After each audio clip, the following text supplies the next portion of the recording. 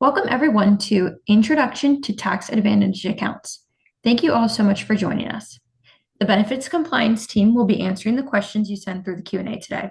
We'll try our best to answer all of your questions, but if for whatever reason we're unable to get to your question today, please follow up with your advisor for further assistance. Today's presentation is being recorded. We'll be sharing the recording in the follow-up email and on the NFP website. If there are any portions of this call that you missed, by Monday you'll receive an email with a link to the full recording. The PowerPoint slides used during this presentation will be shared in the same email. At this time, I'll hand it over to Kelly Eckman, Vice President of Benefits Compliance at NFP, and Patrick Myers, Vice President and Counsel of Benefits Compliance at NFP. Patrick, the floor is yours. Thank you, Amber. Welcome, everyone, to our Introduction to Tax Advantaged Accounts. My name is Patrick Myers, and my colleague Kelly Eckman and I would like to take this opportunity to provide a high-level overview of these benefits, which are often key components to employer benefit plans. But before we do, allow me to note that what we will be providing today is high-level guidance and not legal or tax advice. If you have any tax or legal questions regarding these benefits, then please consult your tax advisor or your attorney. Finally, I'd like to note that any information that we provide today is current as of today. So what are we covering? Well, we will begin with Kelly providing a lay of the land in describing the basics of those tax advantaged accounts. I will then discuss health savings accounts, or HSAs. Then Kelly will talk about HRAs, or health reimbursement accounts. And then I will come back to describe FSAs, or flexible spending accounts. And then finally, Kelly will wrap it up with key takeaways, as well as resources that we have prepared that provides more information about the topics we'll be discussing today. So let's go ahead and get started. Kelly, take it away. All right, thanks, Patrick. And yeah, we're just going to get started here with just a very quick overview of some basics surrounding tax-advantaged accounts. Thank you. And so really, I think it's important just to understand, what are the kind of accounts that we're talking about today? And so these are going to be medical plans, or in some cases, what we might think of as savings vehicles that are going to let someone pay for health coverage or qualified expenses on a pre-tax basis. Sometimes you'll also hear us say on a non-taxable basis. The tax savings that these types of accounts bring can actually be both for the employer and the employee. Really the important thing, and it'll be kind of a consistent theme throughout the presentation, is that because these are tax advantaged or tax favored accounts, they cannot favor highly compensated employees or key employees. Each type of arrangement and account that we're going to talk about today, they're going to have their own set of compliance rules, and we'll kind of touch on those as we do a deeper dive into each category. But in general, the rules can be limited by either annual limits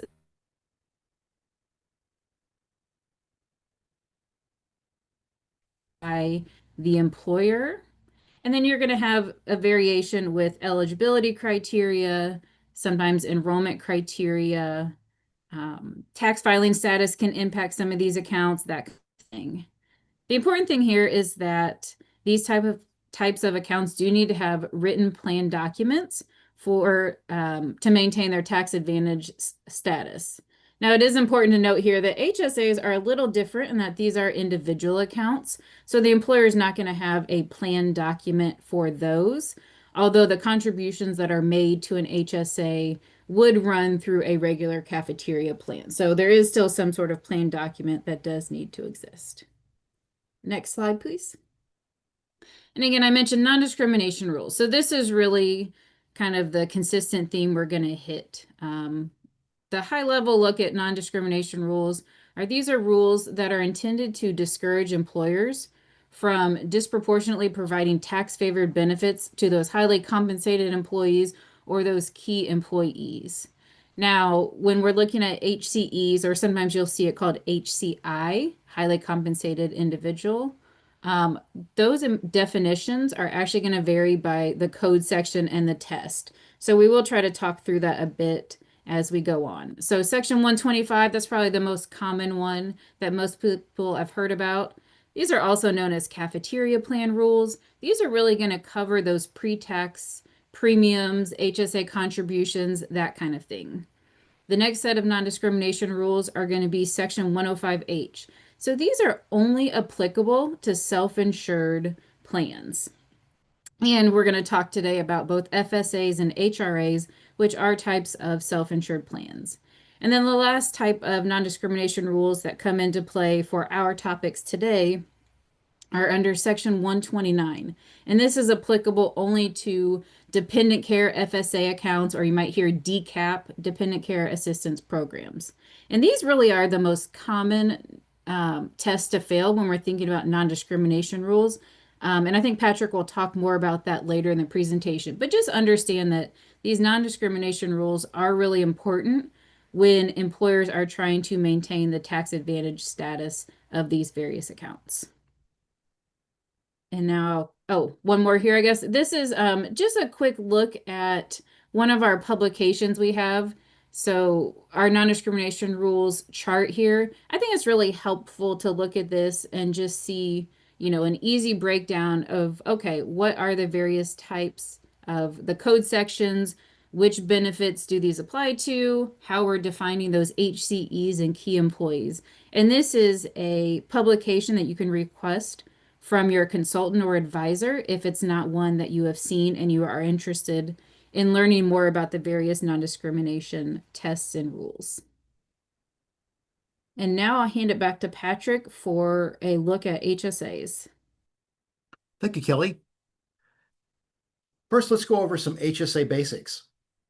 An HSA is a government-regulated savings and investment account that allows eligible individuals to pay for or reimburse qualified medical expenses for themselves, their spouses, and their tax dependents on a tax-advantaged basis at the federal level. Now, HSAs are individual accounts, so you can't have a joint account with a spouse, and so each spouse should have their own account. And in addition to that, employees own those HSAs. They can invest their savings and carry over unused account balances indefinitely. HSAs are becoming quite popular because there are tax advantages to contributing and investing funds in an HSA. That said, HSA withdrawals that are used to pay for qualified medical expenses are 100% tax-free.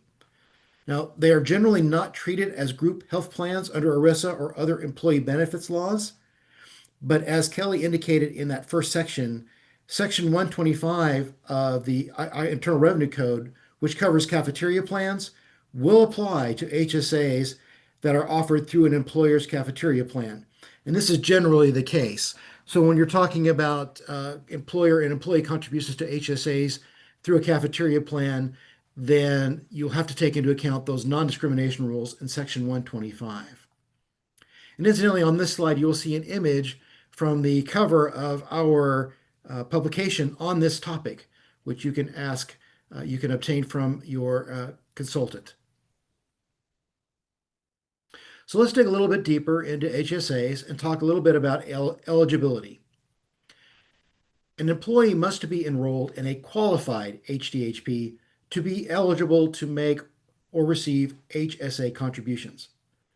Now, a qualified HDHP is a medical plan that meets the statutory prescribed single-family thresholds for minimum annual deductibles and maximum annual out-of-pocket expenses, exclusive of premiums. And it does not provide a significant benefit other than preventive care before the statutory minimum annual deductible is met. When we talk about preventive care, we mean care that includes, but is not limited to, periodic health exams and related tests, routine prenatal and well child visits, immunizations, tobacco cessation and weight loss programs, and certain screening devices. This usually doesn't include services or treatments intended to treat existing illnesses, injuries, or conditions, but there are exceptions. A common one is insulin for diabetes is considered preventive care for this purpose. Let's talk a little bit about impermissible coverage. An employee must not have impermissible health coverage to be eligible to make or receive HSA contributions. Impermissible coverage refers to any non-HDHP health coverage provided before the statutory minimum HDHP deductible is met.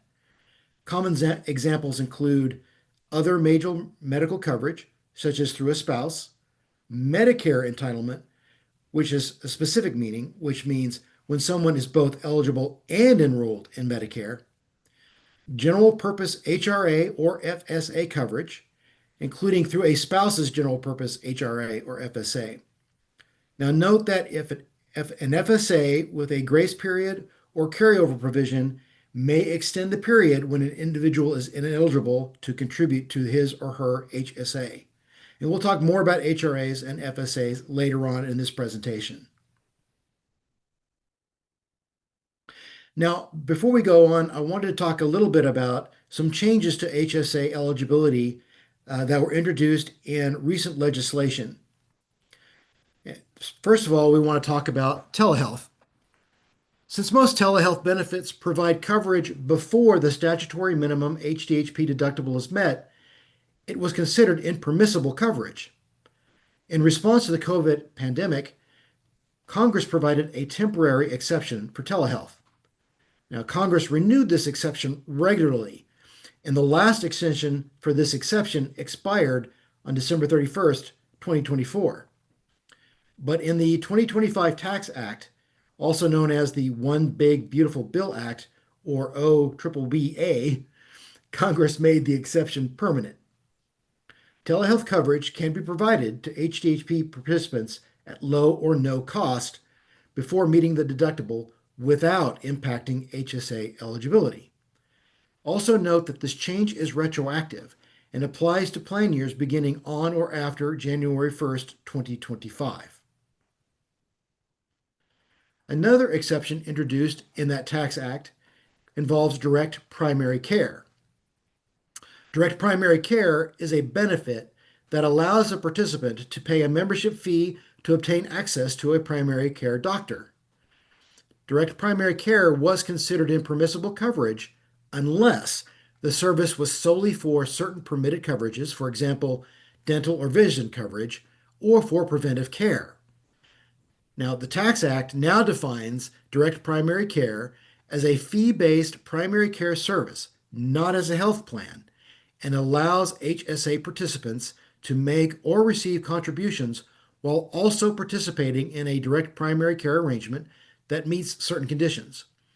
One, there must be a fixed monthly fee not exceeding $150 for individuals or $300 for families, and this will be indexed annually. Two, the fixed periodic fee structure, compensation to practitioners for services is limited to primary care. And then finally, it's got to be distinct from concierge services. If it meets those conditions, then it can be allowed under, and people can participate in a direct primary care program and also continue to make or receive HSA contributions. Now, the other thing to note is that the new Tax Act also allows that HSA funds can be used to pay direct primary care fees, subject to those same limitations. And another important change to HSA eligibility introduced by the One Big Beautiful Bill Act is that it now allows for individual coverage. As noted earlier, an employee must be enrolled in a qualified HDHP to be eligible to make or receive HSA contributions. But the OBBBA now treats bronze and catastrophic individual plans offered through the marketplace as qualified HDHPs, regardless of deductible or out-of-pocket maximum amounts. And this will be effective January 1st, 2026. Employers may be allowed to contribute to the HSAs of employees enrolled in bronze or catastrophic marketplace plans. So employers who sponsor HRAs, take note. Here is an excerpt from our publication on HSAs. that provides or shows the limits on health savings accounts and HDHPs as imposed by the IRS. Again, if you would like to see a copy of this chart, please ask your consultant for a copy of that publication. So let's talk a little bit about HSA employee contributions. HSA contributions may be made by the account holder or any other person, including an employer or family member, on behalf of an eligible individual. Contributions to an HSA can be made in increments of any size, up to the annual limit. HSAs can be front-loaded or back-loaded as the contributors see fit, provided the contributions do not precede the employee's HSA eligibility date. Employee and employer HSA contributions made via an employer's cafeteria plan on a pre-tax basis are not subject to federal income and payroll taxes. Contributions made on a pre-tax basis are subject to Section 125 non-discrimination rules. Contributions made on a post-tax basis are subject to comparability rules, which are stricter than Section 125. And again, we get into more detail about the comparability rules in our HSA publication. The HSA annual contribution limit is increased by an additional $1,000 for HSA eligible individuals who have attained age 55 by the end of the calendar year. If the employee is not HSA eligible for the entire calendar year, as with the general HSA contribution limit, the catch-up contribution limit must be prorated based on the employee's actual months of HSA eligibility. An employee's eligibility to make or receive HSA contributions is determined monthly, up to the applicable annual contribution limit. Under the full contribution rule, also referred to as the last month rule, an employee can make the full, not prorated, annual HSA contribution for the current year based on the HSA eligible employee's HDHP coverage tier as of December 1st, regardless of whether they had HDHP coverage earlier in the year. However, if the employee fails to remain HSA eligible through the end of the following calendar year, then the amount that exceeds the sum of the monthly limits must be included in the employee's gross income for the following year and is subject to an additional 10% tax. So be careful with those. Now, employers can contribute to the accounts of HSA eligible employees. Employer contributions to an employee's HSA are generally excluded from the employee's gross income for purposes of federal withholding and employment taxes. Employer and employee contributions combined cannot exceed annual limits. Employers have discretion to determine HSA contribution amounts subject to those non-discrimination rules in Section 125, or perhaps the comparability rules. And they can also choose the frequency of the contribution. For instance, they could do it on a per pay period, monthly, quarterly basis, or etc. Employers are not responsible for determining whether an employee is HSA eligible.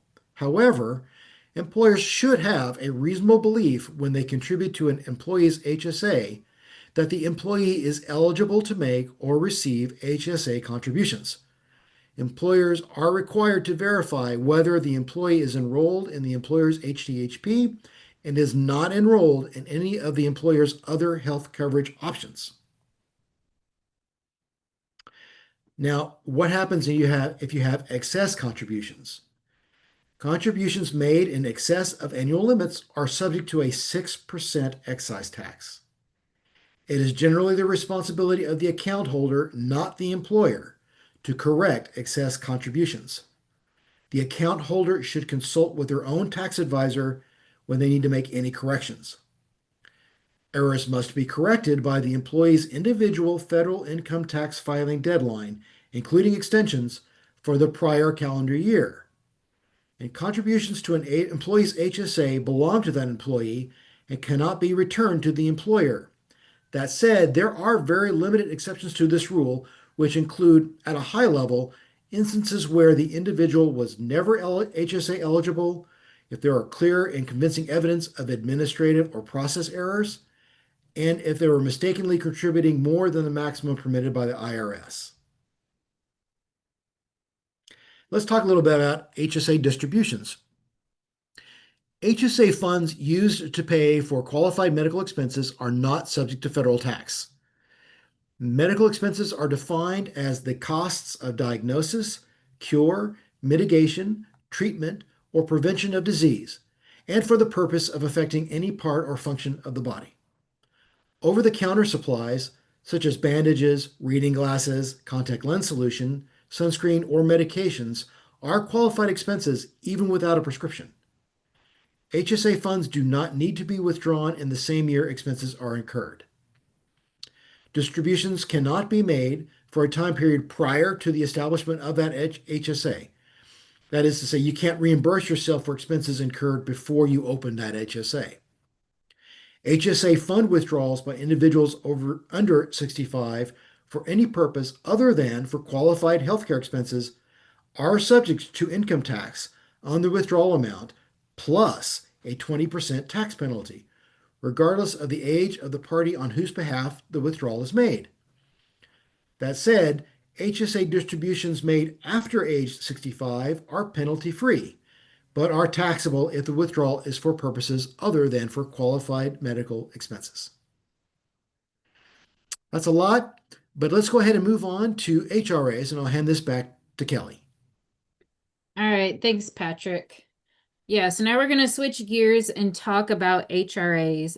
We're going to do this a little bit more of a higher level overview than kind of some of the details Patrick took us through on HSAs, just because we want to cover several different kinds here. But to begin, we kind of want to take a look at what are HRAs, or health reimbursement arrangements. So as we mentioned earlier, HRAs are self-insured plans. They are employer funded. So that means employees do not contribute to HRAs at all. It is just employer dollars. And then these HRAs can be used for things like qualified medical expenses and in some cases, potentially premiums as well. Like other reimbursement accounts, there are claim substantiation rules that apply. So that means someone can't just use their HRA and buy, whatever they want. It has to be on qualified medical expenses that are allowed under the plan. And so therefore, there are substantiation processes that an employee would have to go through for anything they're trying to spend that money on or get reimbursed for under the HRA. Now, HRAs are going to be subject to basically the same federal laws that we think of applying to kind of your traditional group health plans, because we really want to think of HRAs as group health plan. So these are self-insured plans. So often they're going to have to file a PCORI fee, because again, self-insured plan. HRAs are going to be subject to COBRA. And COBRA rates for HRAs can be a little bit tricky. They're going to follow the same methodology as you see with a self-insured health plan. So sometimes you even have to get an actuary involved to make sure that you are presenting the correct COBRA rates. It's not just as simple as, the HRA allows someone to spend $200 a month and therefore the COBRA rate is $200 a month. It actually gets a bit more complex than that. As I talked about at the beginning, non-discrimination rules, again, the theme of the day. So these are self-insured plans. So they're subject to both Section 125 and Section 105H rules. And typically we think of the 105H rules as being a little bit more difficult to meet because they are going to have a broader range of employees that are considered highly compensated. Keys here are making sure that, if an employer wants to vary eligibility or potentially reimbursement amounts available to different groups of employees, that can be problematic. And specifically under those 105H rules, if an employer wants to vary the benefits or amounts based on age, compensation, or years of service, that can also be problematic. So if you have an HRA and you want to offer different amounts to different employees, I always say kind of, hit the brakes a bit and make sure that the variance that you want to offer is allowed. And so you can see on the right side here, We're going to walk through 5 different types of HRAs. These are kind of the most common ones that we typically see, and we'll just kind of do a high-level look at each of these HRA types. Next slide, please. Okay, so the first type here, I think of these as our traditional HRAs, the ones that most people are probably most commonly known. So our integrated or traditional HRAs. The important thing, when we had the ACA come about, that got rid of the ability for employers to have standalone HRAs, except in very limited situations. So basically, most of the time, an HRA has to be integrated with a group health plan, or it's not going to satisfy the ACA's rules. So, what does integration mean? It means that the employer is also offering a group health plan to those same employees that are eligible for that HRA. The employee receiving the funds, they must be enrolled in a group health plan of either the employer or their spouse's employer. HRAs can only reimburse, regular amounts like copays, coinsurance, deductible amounts, or premiums in some cases. And then the HRA must allow the employee to opt out or waive participation in that HRA at least once each year. And again, federal rules that apply to group health plans are going to apply. So ACA, we mentioned, COBRA, ERISA, HIPAA, all of these rules that you're likely familiar with are going to apply to the HRA just like they apply to a group health plan. And so now Patrick walked us through, some of the issues with HSAs and impermissible coverage. And so now we're going to talk about a type of HRA that would be compatible with an HSA. And this is a post-deductible HRA. Because again, HRAs are traditionally going to be impermissible because they often pay before that statutory minimum deductible has been met. But if an employer wants to offer an HRA alongside a high deductible health plan and still make it compatible for HSA contributions, the post-deductible HRA is the way to go. The important thing here is the HRA cannot pay for non-preventive care expenses until the statutory minimum deductible has been met. Now, it's important to understand here, it doesn't mean that you first have to pay the entire plan's deductible first. It just means it has to be that statutory minimum deductible that Patrick talked about earlier. So in our example here, from the individual level, the post-deductible HRA could start paying at $17.01.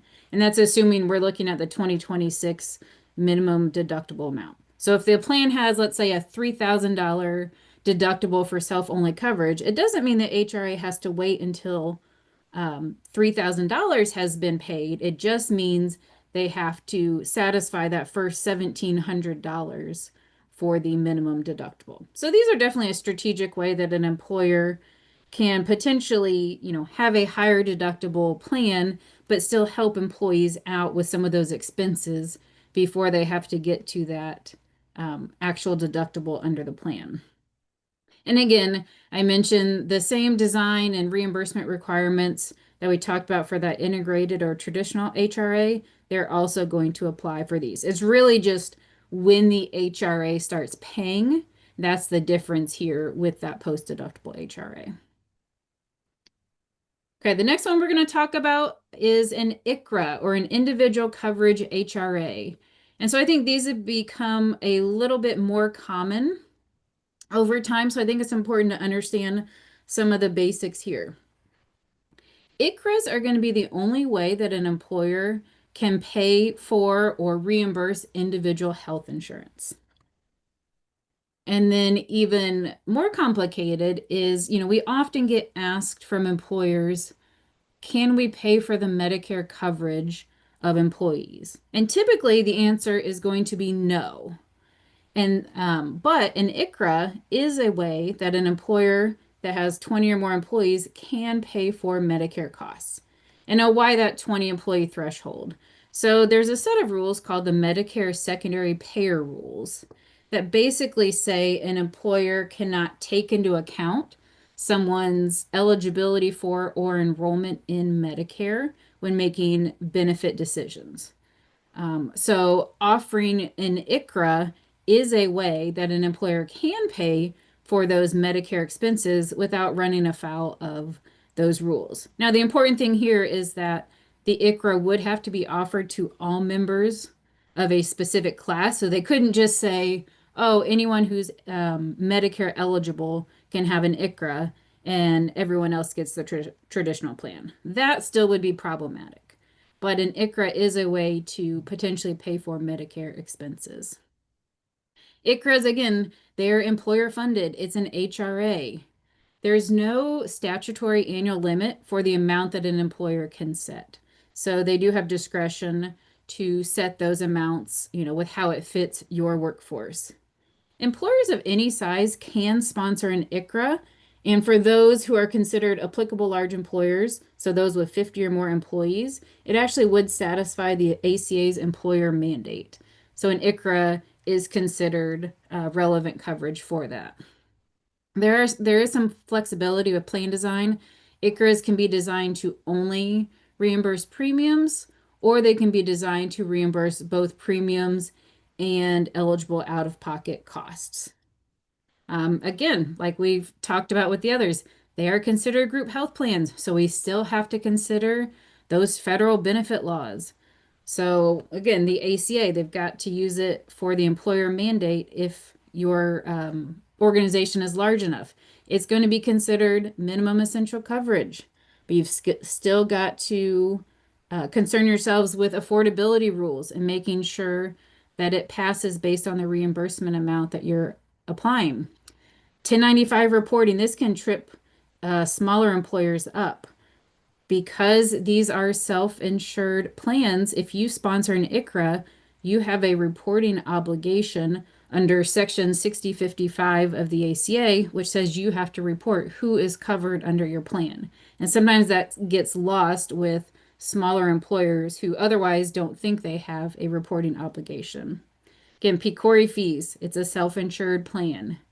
COBRA, again, we talked about this with traditional HRAs.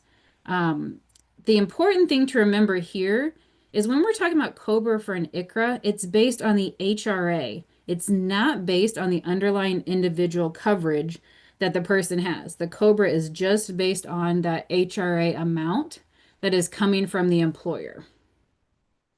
And then finally, ERISA is going to apply because, again, it's a group health plan.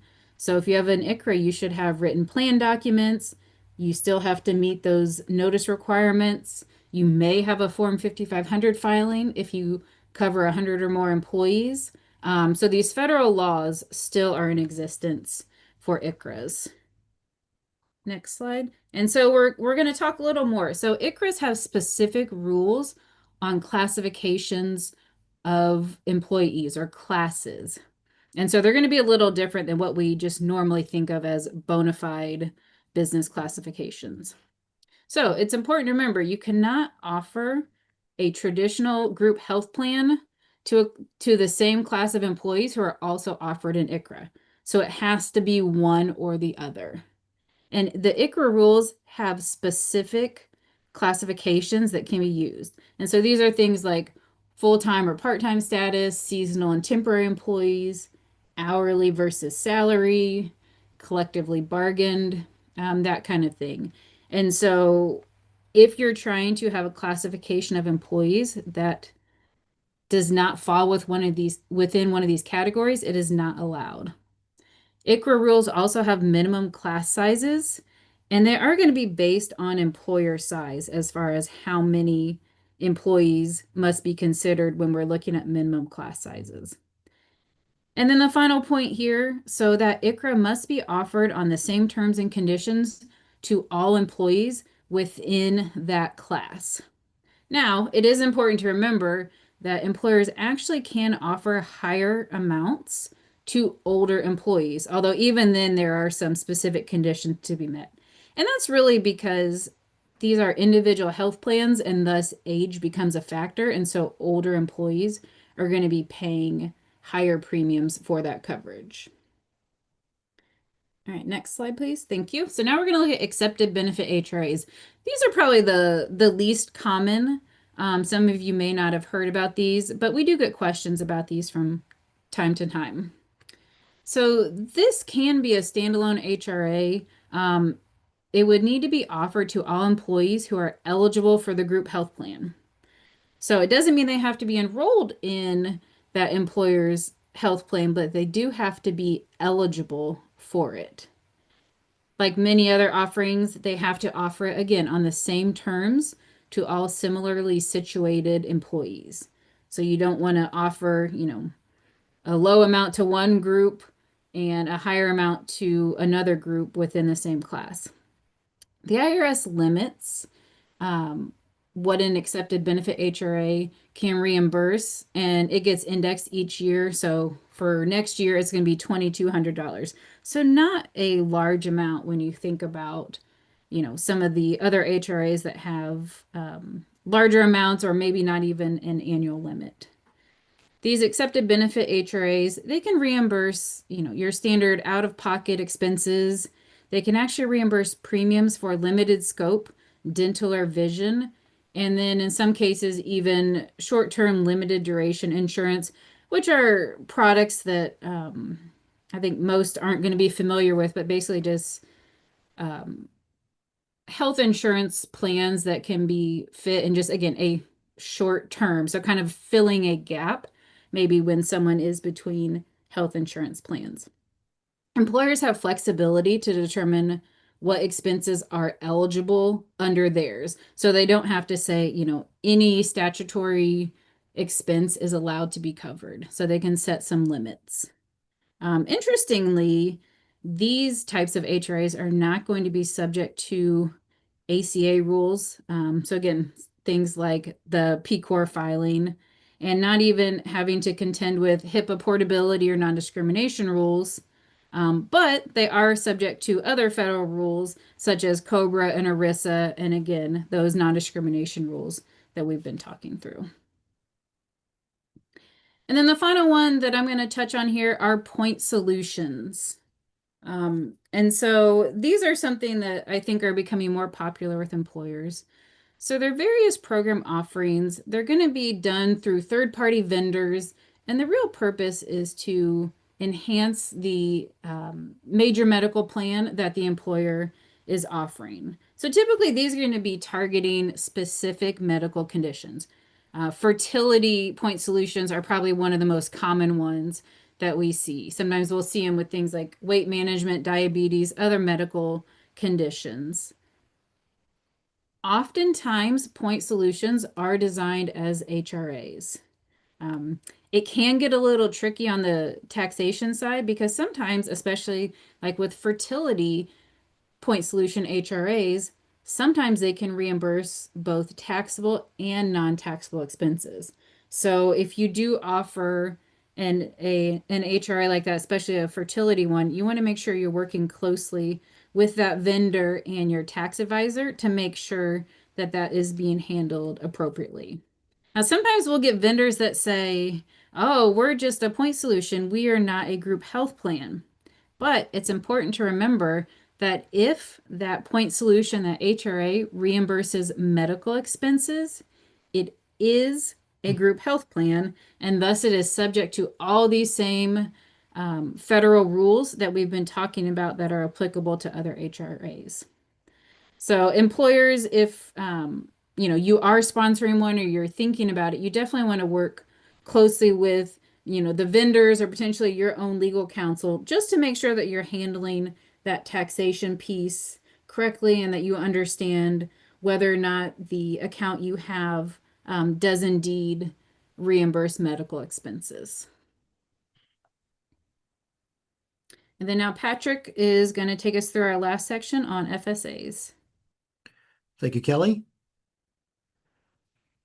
Health FSAs, or flexible spending accounts, are tax-advantaged reimbursement accounts that are designed to pay qualified medical expenses and medical plan cost sharing. They are coupled with a major medical plan and offered through a Section 120 significant federal tax benefits. Any contributions to a health FSA must be made through a cafeteria plan. Employee pre-tax deferrals are not subject to payroll or income taxes, and distributions for qualifying expenses are not taxable. FSAs are subject to a use it or lose it rule, and this means that any contributions left over after the end of the plan year are forfeited and cannot be carried over into the next plan year unless the plan is specifically designed to allow this.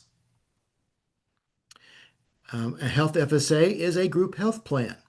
The employer sponsors this plan, it's self-insured, and the employer can set the contribution level within IRS limits. They can establish eligibility requirements, determine the plan year, and choose design features, for instance, a grace period.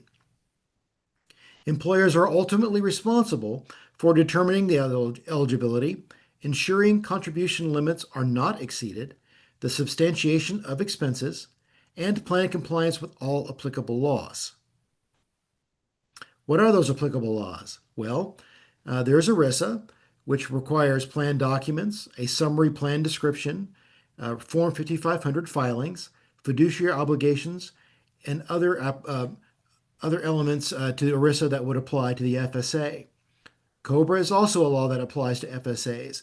Participants who terminate employment with underspent accounts, that is to say, those with remaining contributions that exceed their reimbursements, must be offered COBRA for that FSA.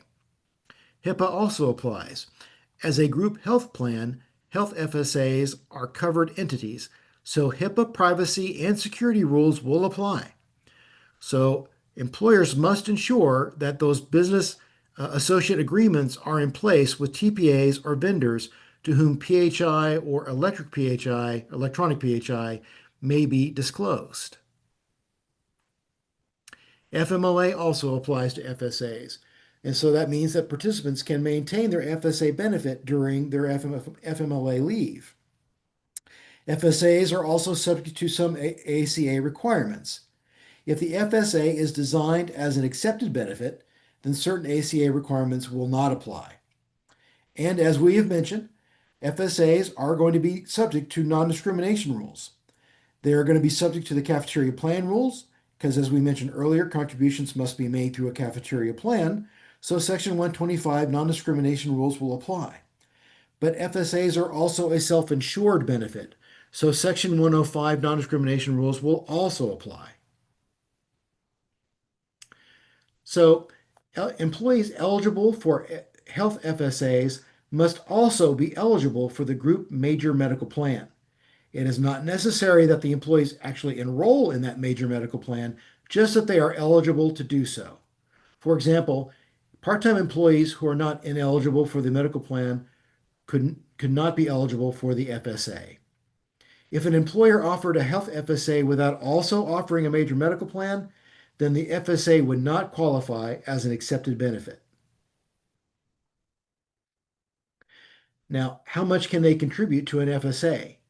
These are contributions are usually made through salary deductions, and which are capped and adjusted annually. For instance, for plan year 2025, the cap for salary deductions is $3,300. Now, employers can also contribute, but employer contributions cannot exceed the greater of $500 or a dollar for dollar match of the employee's contribution. Employer contributions do not apply to the employee's annual limit unless the employee has the option to receive it as cash or other taxable benefit. Now, there are carryovers. There are possibility that the plan can have a carryover provision, which is an exception to the use it or lose it rule. There is a $660 limit for plan year 2025 and does not count towards the employee's annual limit. That is to say, if there is $660 left in the FSA for the current plan year, if the plan has a carryover provision, then that $660 limit can be carried over into the next plan year. And here at the bottom of the slide, we have an excerpt from our publication on annual limits that describe the IRS limits on health FSA accounts. Again, you can ask your consultant for a copy of that particular publication. There's also a uniform coverage rule that must be observed.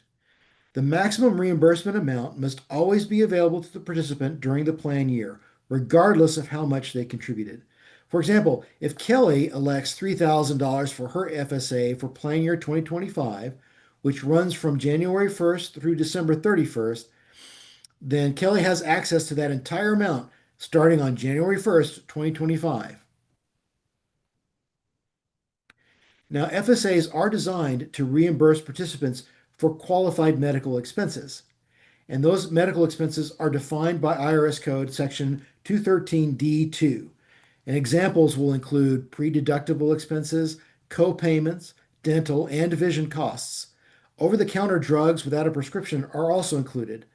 Insurance premiums, however, are not included. The expenses must be incurred by the employee's spouse, the employee's children, or the employee's tax dependents.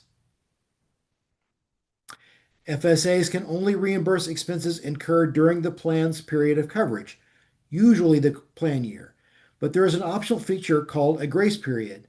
If the FSA has a grace period, then the period of coverage can extend 2.5 months. To be reimbursed, the participant must substantiate the expense.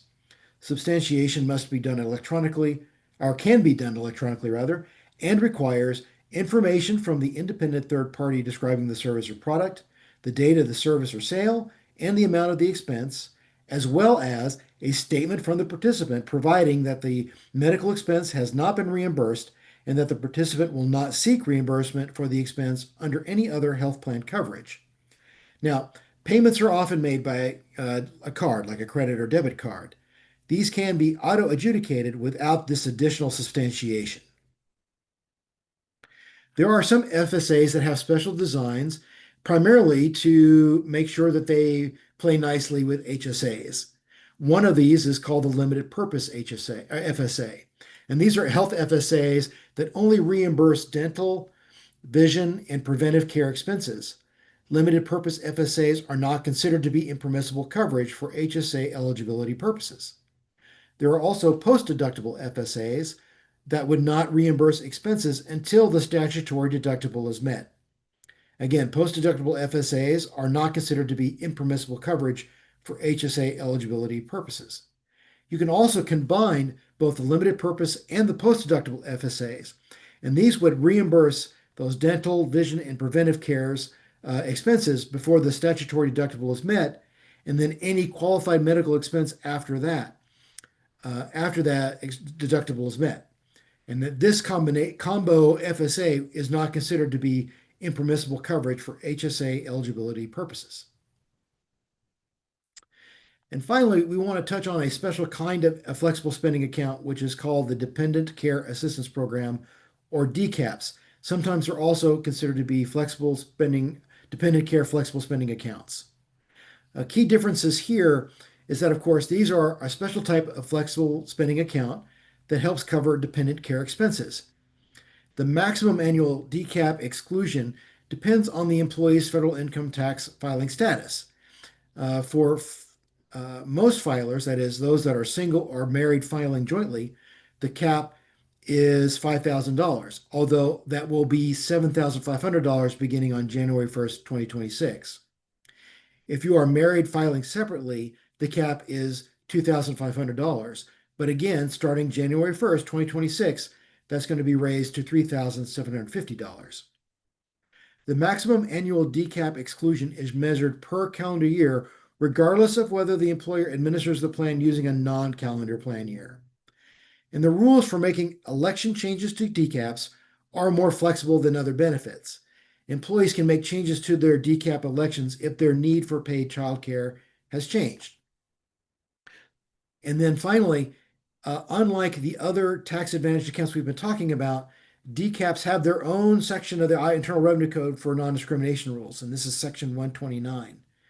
DCAPs often fail non-discrimination testing because it's often only highly compensated employees take advantage of them. And as you may recall from our earlier discussions on non-discrimination rules, if a benefit is tested and it is determined that more highly compensated employees are favored than non-highly compensated employees, then they will fail the non-discrimination test. And with DCAPs, because highly compensated employees are the ones who most often take advantage of them, they tend to fail those tests more often. And we do have a publication on those Section 129 non-discrimination rules. You'll see an excerpt from it here on the slide, which is available. Just ask your consultant for a copy. And it gets into much more depth about these non-discrimination rules, as well as the tests that are used to determine whether or not the plan will comply. So now I'm going to pass it on over to Kelly again to wrap it up with some key takeaways and resources. All right, thanks, Patrick. Yeah, so we kind of just like to have a quick hit on just some of the high level points that we've talked through today, because I know we've talked about a lot of information and a lot of different accounts. Again, if we haven't beaten this issue enough, non-discrimination rules, right? So we talked about how these apply to the various different types of accounts and the different code sections that apply. So the big thing and the big reminder here is that because these are all tax advantage accounts, you need to make sure if you're offering those that you are aware of these non-discrimination rules and that you are performing annual testing, right? And so when we think about non-discrimination testing too, we kind of think of, test early, test often, right? It's always good to catch a non-discrimination issue earlier in the plan year and then be able to correct it, as opposed to catching it at the very end of the tax year, or in some cases after the tax year has closed. So definitely, if you are sponsoring any of the accounts that we've talked about today, make sure that you are undergoing testing for those if you have not been already. And so the three main sections we talked about today, again, HSAs. The important thing here to remember is you cannot have one of those other types of impermissible coverage and still make contributions to an HSA. Similarly, the employer cannot make contributions to an HSA in that case. Contributions are prorated monthly, so it's based on the individual's eligibility as of the first day of each month. These are individually owned accounts. They are not joint accounts between spouses. They are not owned by the employer. It is owned by the individual. And then maybe take a look back at those slides and some of the changes that we are seeing under the new legislation Patrick walked us through.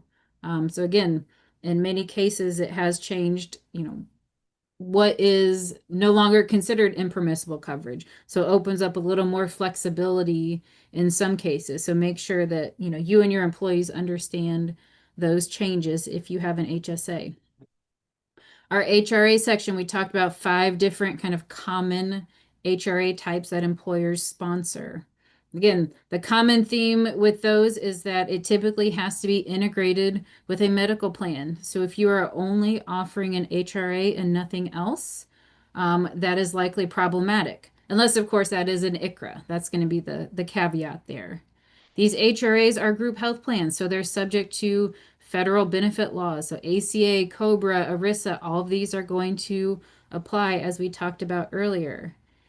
And then annual limits and eligibility rules, those are really going to vary depending on the type of HRA that you are offering. So make sure you understand what rules apply depending on which type of HRA you are sponsoring.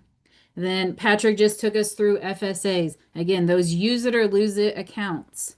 The expenses that are eligible are determined, again, based on the type of FSA. Is it a, full flex account or a full health flex account? Is it a limited purpose FSA? Is it a dependent care? Those are all going to have different eligible expenses depending on that type of FSA. Again, DCAPs, they have their own set of rules Patrick just took us through. They are the ones that fail testing most often. So again, early testing is really important to catch those issues ahead of time so that you don't have to go back to employees at the end of the tax year and say, hey, you shouldn't have actually been able to elect $2,500. We need to adjust it because you're going to have tax consequences. Being able to identify that early on is really important, especially, just with those employee relations related to the DCAP. And again, FSAs are going to be subject to ERISA, and then COBRA, again, it's going to depend on those overspent or underspent accounts for those health FSAs. But in general, we still want to think about COBRA applying in many cases. And then our final slide here, again, resources. I think both Patrick and I mentioned quite a few times. Here's our publication on this. Here's our publication on that. We have resources on all the various topics that we covered today. So if there's something that you're wanting some more information on, please make sure you're reaching out to your consultant or advisor to make sure that you're getting copies of these various publications or toolkits to kind of help guide you through these types of accounts, especially if it's something that maybe you haven't been offering in the past and you're going to start offering an HRA, let's say. We have resources that can kind of help guide you so you understand, what your compliance obligations are when sponsoring those types of accounts. And then with that, I will just thank everyone for attending today and sticking with us for this last hour. Hopefully you found this information helpful, either if you sponsor these types of accounts or you're considering it for your next renewal. Again, everyone will get a copy of the slides in the presentation soon, and then request those publications as needed from your account teams. And with that, I will hand it back over to Amber. All right. Well, thank you, Kelly and Patrick, for sharing your valuable time and expertise with us today. To reiterate, today's presentation was recorded. We'll be sharing the recording in the follow-up email and on the NFP website. If there are any portions of this call that you missed, by Monday, you'll receive an email with a link to the full recording. The PowerPoint slides used during this presentation will be shared in the same email. At the end of this call, a survey will populate in a new window. Please take a brief moment to complete the survey, as it lets us know what topics are important to our listeners and helps make our education program as current and relevant as possible. That concludes our webinar for today. Thank you, everyone, for joining us, and have a great day.